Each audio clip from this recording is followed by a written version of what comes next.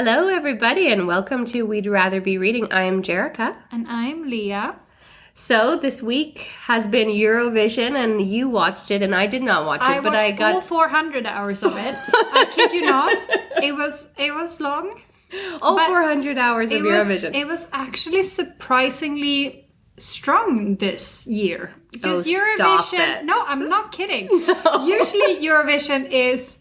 There's usually 26 songs that makes it to the finale. And out of those, 24 I wish I would have never heard before. Then there's maybe one or two where I'm like, this is okay. I might get behind one of these two. Okay. This year, there was actually like 3 or 4 or 5 songs that are like, I don't mind if these songs win. Like, this was actually quite good. And to the point where the winner of Eurovision, I've listened to their music after Eurovision. This has never happened before. Yeah. I'm in shock. My jaw is dropped. Yeah, I am also in shock. And it's been a weird week for me because the weather is affecting my mood, which is affecting my everything. And I'm restless and antsy and just want to be anywhere but here.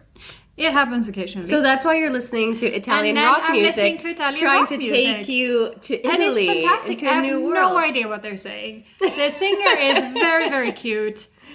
I'm okay with that. I've been listening to Italian rock, retro rock, I think they call it even. I support this. They do a bunch of covers of some songs that I used to like too, so it's good. They have like a killer song that they cover and stuff, so it's all good.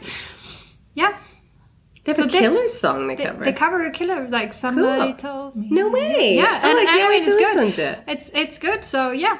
Eurovision for the win this year, I have to say. My kids, while we watching, obviously my husband being the Eurovision fan of the family here, made us all watch it. It is shocking. It is absolutely shocking. He hates all of this, but he loves watching Eurovision. He loves watching and reading. He's on Twitter the whole time, just reading all the comments. That's fantastic. Which is great, until his phone ran out of batteries about halfway through, and then he couldn't. But and he's funny because he likes the UK feed of it, and UK ended up with 0 points total. Zero.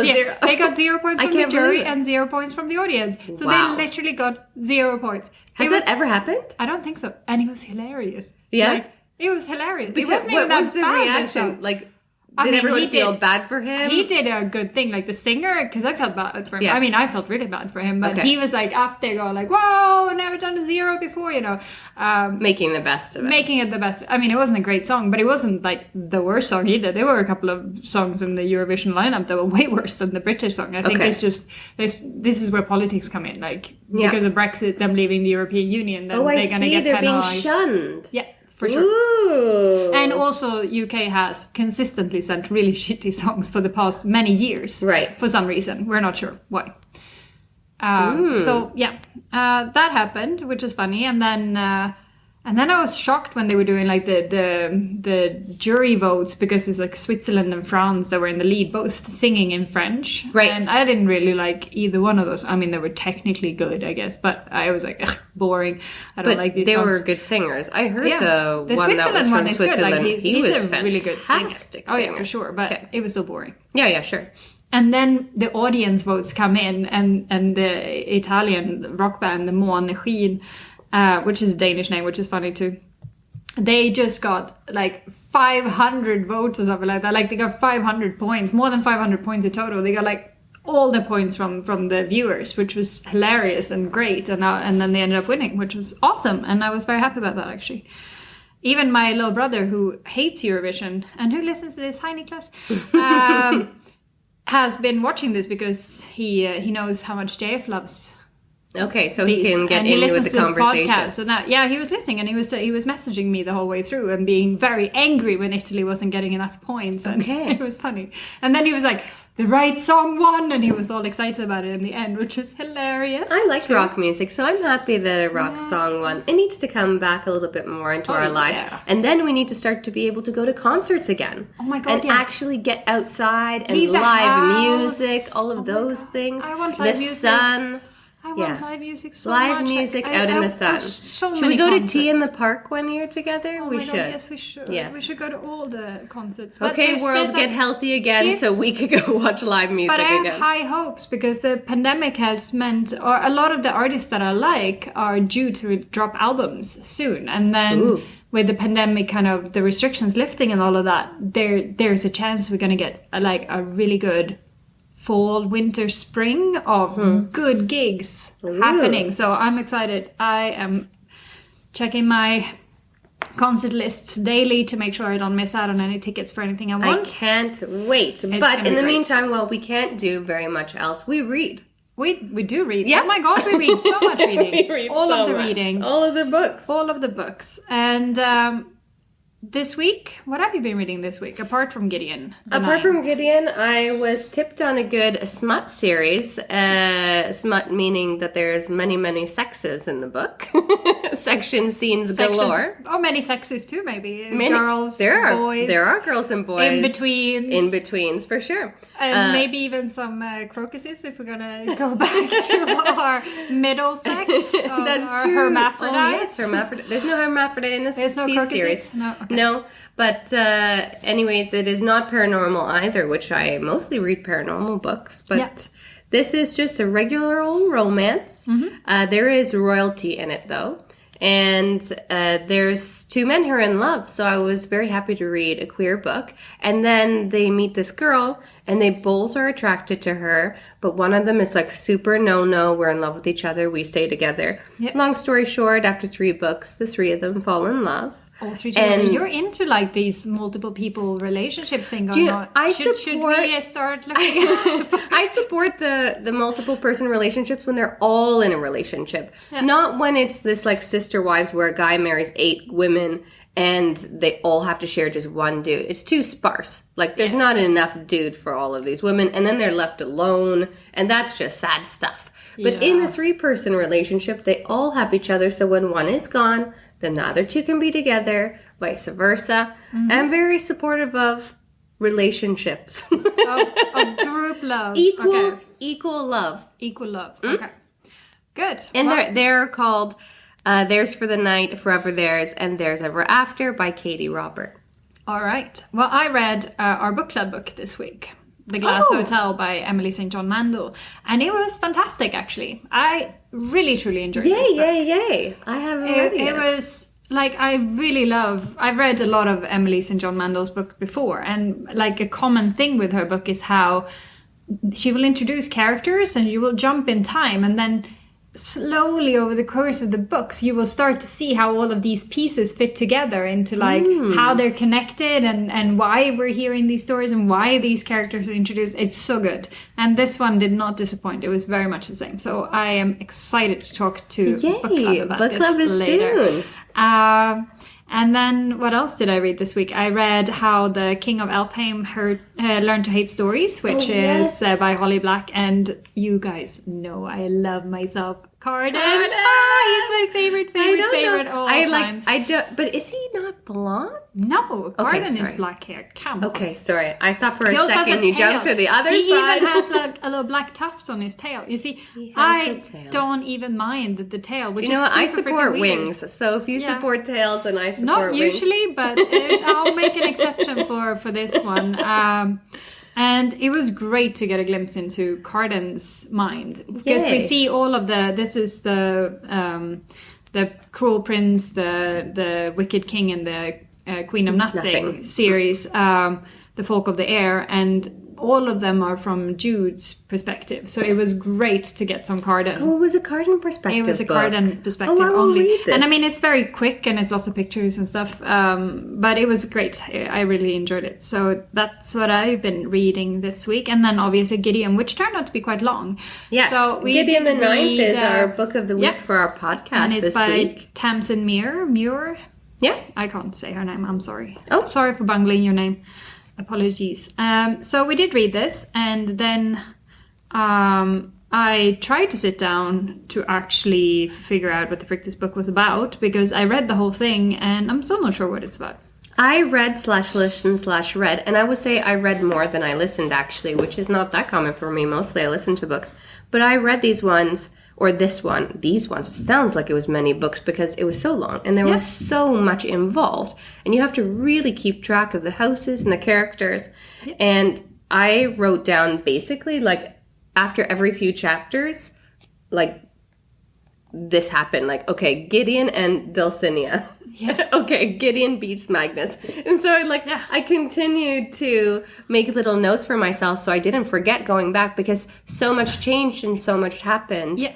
That it was one of those need to take highlighted notes throughout the book kind of books. But I listened to it more than I read. You did. That's and then tables turned this week. Yeah, and I went back to read here and there, and then I had a really hard time figuring out where I was in the book, like to read and listen. So I think I listened and read the same parts of the books a lot as well, without actually realizing it, because I found it a little difficult, this book. Not to say that I didn't find it good, because I did like it, but I had a hard time following the story, in all honesty.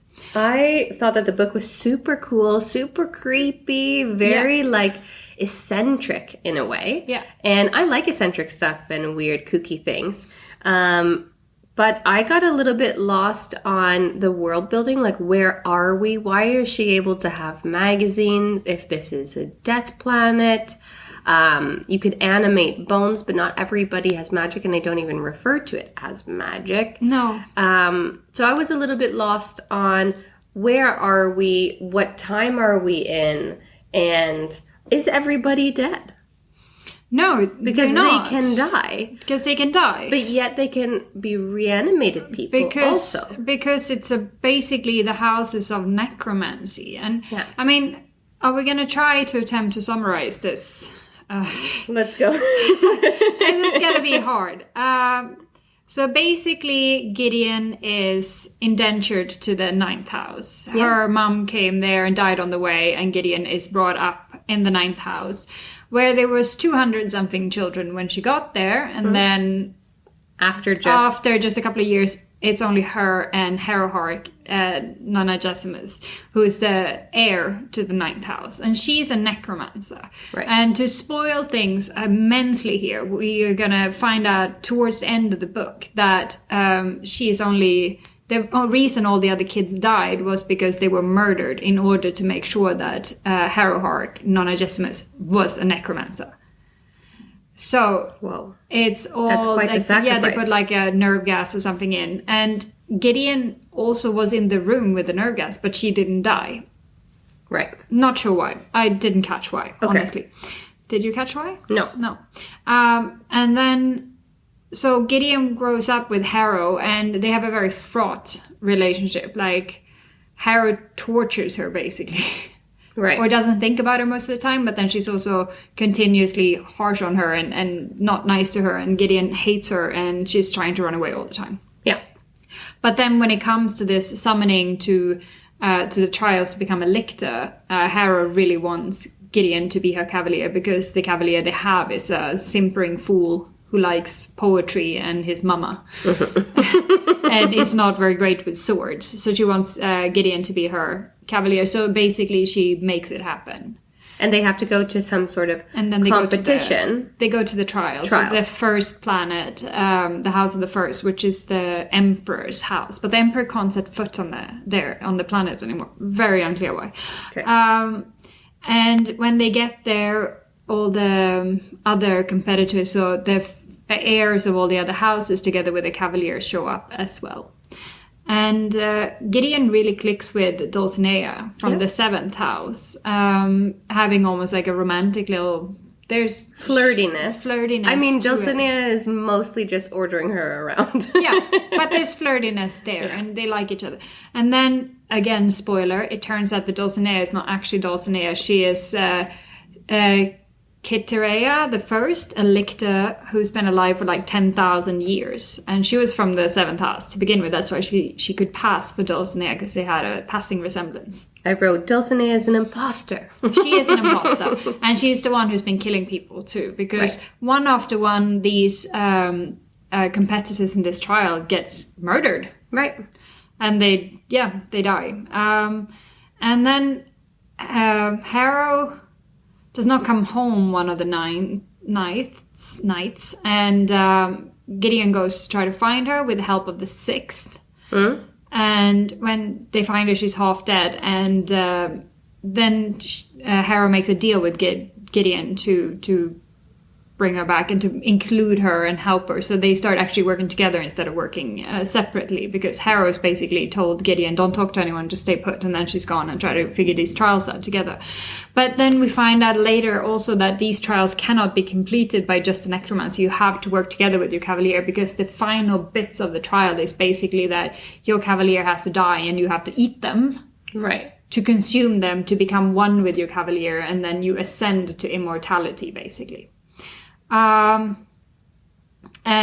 towards the end, after lots of fighting and many people dead, Gideon does sacrifice herself, and Harrow ends up eating her and ascend to be a lictor. And then before that, there's been I didn't pick up on that so much, but after reading reviews afterwards, it seemed that was a very romantic moment there, where it turns out that Harrow and Gideon actually are both in love with each other. And you did not pick that up throughout the book, though. No. That was definitely not obvious, considering she wanted her to die, and anyone who killed her would be her then best friend, and all of these funny things that she would comment on. Yes. Do you know what I wrote here? I wrote, we should have predicted they all die. You should have predicted they all die. You predict they all die all the time. But not with this one. Oh my goodness. No. But I predict necromancy. I'm like, if they die, they're going to come back to life. I don't know. But regardless, Harrow is now a lictor, more or less against her will. And the first thing, and she wakes up in a spaceship with the Emperor. And she's like, please bring Gideon back. And he's like, I cannot do that. She's now meshed to your soul, and if I bring it out, then you will come out and you both will die. And Gideon's body was lost. They couldn't find it. So there's going to be 2 more books in this era. There's another book for Harrow the Ninth. And then it's another one after that it's not released yet, I think. Okay. So I'm guessing here, just to continue prediction wise, that Gideon will probably come back at some point, because they couldn't find nobody. Gideon was the best character of the whole book. She was witty and funny. She was hilarious. I wrote, Dulcinea is selfish. Gideon is hilarious. Harrow is growing on me, but not so much. No, not so much for me either. That was my Leah. Yeah, good. I like it. I feel connected to this. I feel like I understand these notes. Oh, it's great when we speak the same language. All for you. But overall, this book was really interesting read. I thought, like, the eccentricity of everyone being necromancers or being brought to life, or bones, and these like bones being servers were also hilarious, and I could really picture a lot of things in my head. But then, because it was such a massive concept, like so massively creative, I got a little bit lost sometimes in the building. So lost in the houses, and who belonged to which house, and who was related to who, because there was a pair of twins in one house. And then the 6th, I wasn't sure. It took me a while to figure out who was the necromancer and who was the cavalier. And then it was the opposite in other houses, and the 8th were just weird. Right. It was a lot of people to keep track of, and I found with this, I mean, I usually multitask a lot when I read or listen to books, and I could not do this with this one. As soon as I tried to multitask, when I zoned back in, I was like, I have no idea what the frick's going on. None whatsoever. In some books, also, I feel like if I'm reading another fantasy alongside a fantasy, I sort of blend them in together, which is why I read a romance alongside with Gideon this week. But I didn't read too much because I had a little romantic weekend getaway. Oh, yeah. But I was really excited then to move on to our newest book, because I was able to have a little 2-hour travel time to listen to a book. Yeah. So I listened to the first few chapters of our next book of the week, and we chose it because it has many multiple narrators. Yes. And I quite love to listen to audiobooks with multiple narrators, so we get the real, like, sort of acting out of the book. It's almost as if I can watch it. It's like audio theater. Audio theater. I love that word. Brilliant. Yes. So it is The Good Girls by Claire Eliza Bartlett. Yes. How many narrators are in this one? I think it's like 6 or something like that. There's 1, 2, 3, 4, 5, 6, 7 narrators. It's crazy. But just to summarize Gideon, I felt that it was a very interesting book, and I liked the concept of it. I wish I would have dedicated like this is the kind of book that I wish I would have had like a week off where I would have just sat and read. Because then I think I would have followed it better. But it was jammed in together with my other book with a male name, female protagonist of The Glass Hotel. And I got a little bit lost. So I've listened to the first few chapters of The Good Girls. I wasn't really sure where to stop because I got confused when I was listening to the chapters. So I did listen to about an hour and 1 minute into it. And that's where I stopped. And basically there's a dead girl. There's a prologue where a girl dies. And she talks about... She's at Anna's Run, which is a bend in the river where the current is very strong. Her name is Emma. And when she dies in the prologue, she feels like she's been running for forever. And then she stops and she sees a hand and that's it. Her purpose is to be dead. That's what she says. Yeah. And then we switch to another person. And it's different perspectives because they're also being interviewed by detectives.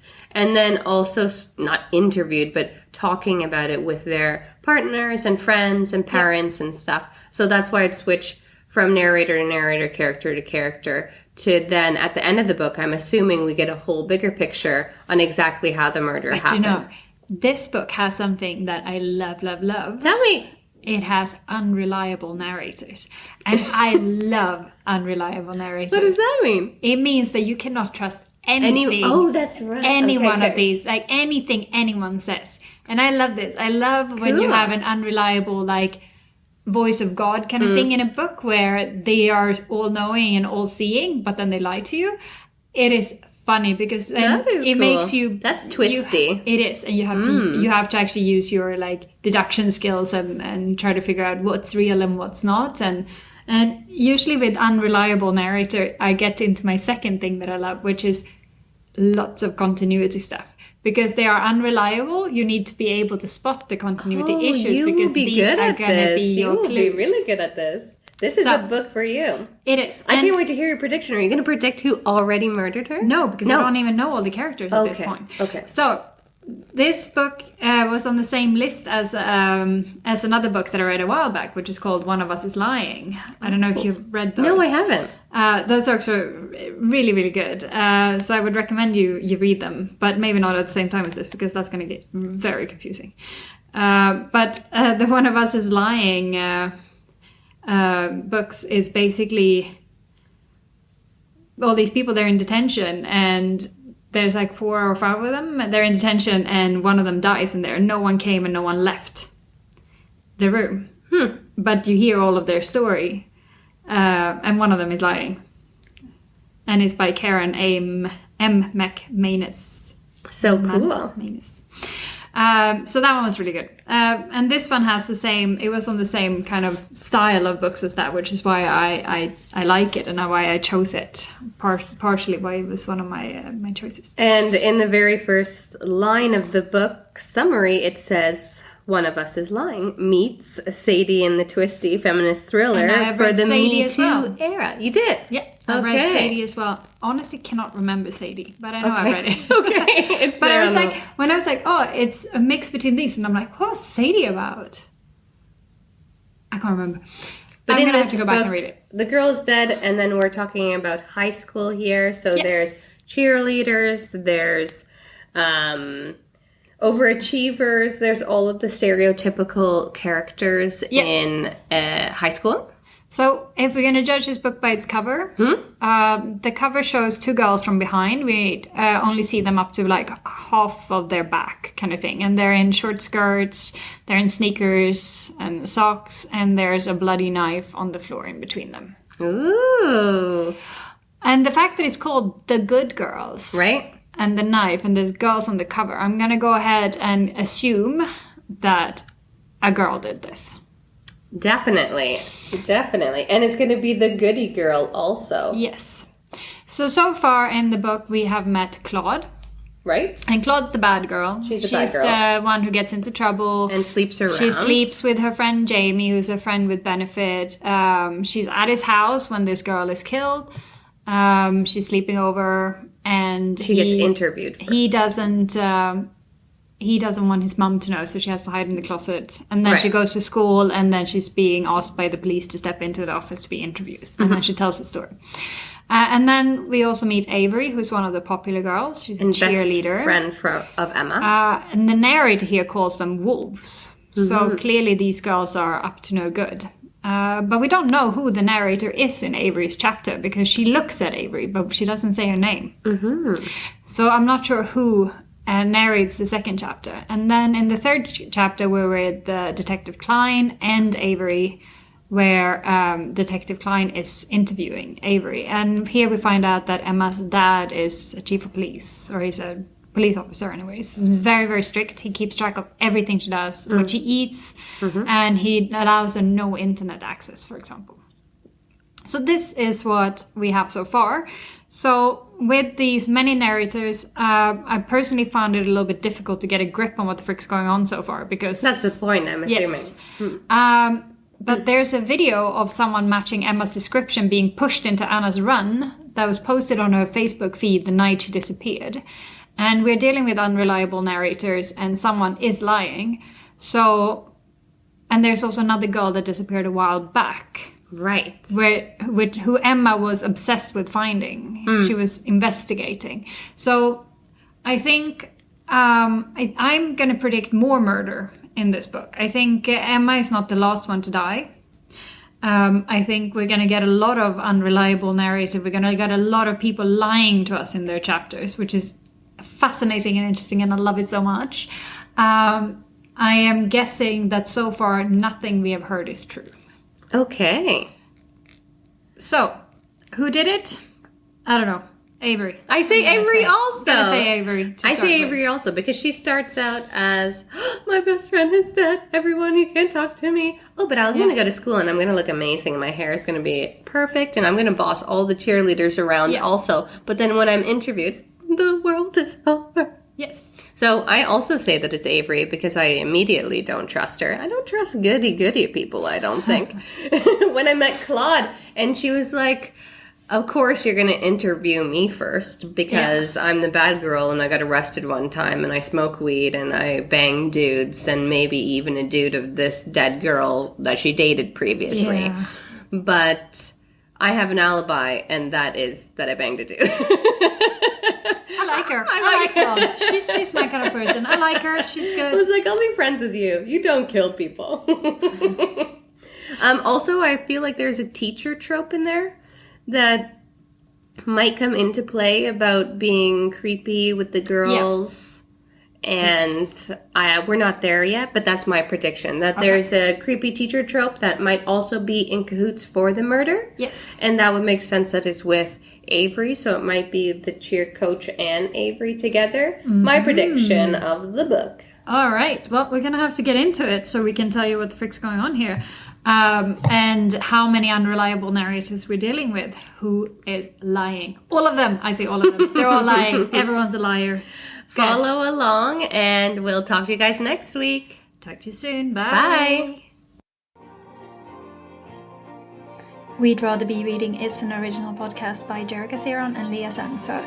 Theme music for The Penguins, written and performed by David Allred from the album The Transition, courtesy of Erased Tapes. Please check him out on Spotify and check us out on social media. We're on Facebook and Instagram at We'd Rather Be Reading and on Twitter at We'd Rather Read. You can also email us at we'dratherbereadingthepod@gmail.com. Thanks for listening.